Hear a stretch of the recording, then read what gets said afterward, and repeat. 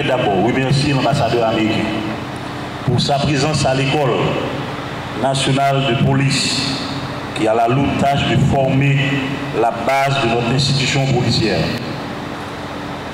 Je voudrais profiter de l'occasion pour remercier le gouvernement américain pour son appui sans faille à l'école de 1995 à travers la ICICAP à nos jours.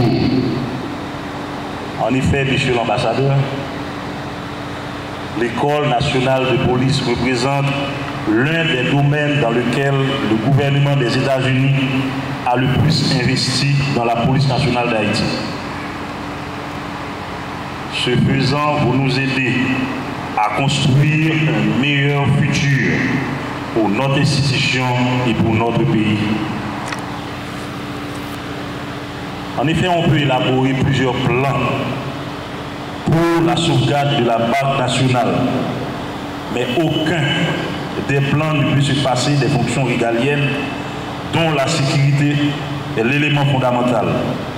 Et la construction du savoir en matière de sécurité et de lutte contre le banditisme, la référence pour Haïti tout entière, c'est l'École nationale de police. La responsabilité est grande à un moment où l'école est un véritable chantier en matière de structure d'accueil, chantier également en matière pédagogique. Notre plan de réforme prévoit un effectif que nous ne pourrons atteindre qu'en encadrant l'institution de formation. Merci pour cette visite. Merci de cette visite. Merci de tout ce que nous allons planifier pour le futur de cette école qui m'a hébergé il y a plus de 20 ans. Peut-être que parmi les aspirants ici présents, il y a un futur léger. Je le suis aujourd'hui. Vous comprenez, monsieur l'ambassadeur, que l'école ne peut être que l'une de mes priorités. Merci encore de votre support pour donner à Haïti de policiers plus professionnels et plus respectueux de la loi et les droits de la personne humaine. Merci. Ça me fait grand plaisir d'être avec vous aujourd'hui à l'école de police. Je veux profiter de cette occasion pour féliciter Michel-Ange Gédéon pour sa promotion au poste de directeur général de la police nationale d'Haïti. Je suis convaincu, monsieur le directeur général, que vous allez exceller dans votre nouvelle position et soyez assuré du soutien continu du gouvernement des États-Unis à la PNH et à sa professionnalisation.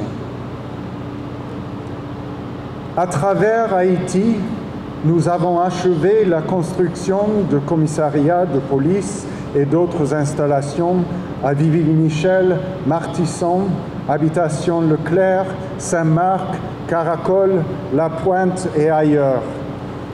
Nous avons également apporté des améliorations considérables à l'école de police, telles que de nouvelles salles de classe, une cuisine et un pavillon. Et nous continuons la construction de nouvelles prisons à Cabaret, Petit Goâve et Fort-Liberté.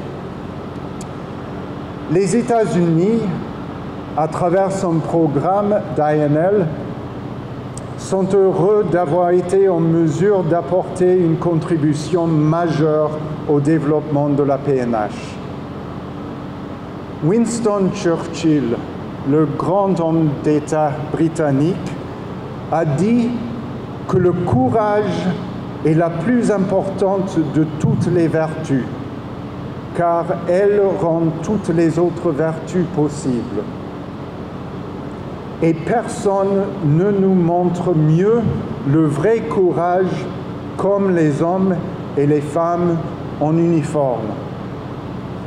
Qu'ils soient des agents de police aux États-Unis ou des policiers en Haïti, ceux qui nous servent témoignent de leur courage au moment où ils portent leur uniforme.